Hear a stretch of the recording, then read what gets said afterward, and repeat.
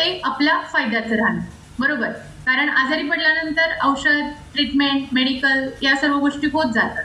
But ते होऊ नये याच्यासाठी काय केलं पाहिजे, तर याच्यासाठी जीवनशैली कशी असावी हे समजून घेतलं पाहिजे. लक्ष आहे सर्वांचं? आय थिंक लक्ष आहे.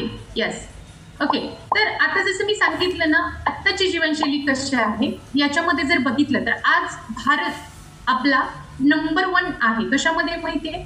लाईफस्टाईल रिगार्डिंग डिसीज मध्ये. जीवनशैली रिगार्डिंग जे काही डिसीज होतात ना, आजार होतात, त्याच्यामध्ये भारताचा प्रथम क्रमांक लागतो. आणि आपल्यासाठी चांगली गोष्ट आहे का? प्राऊड फील होणारी गोष्ट आहे का?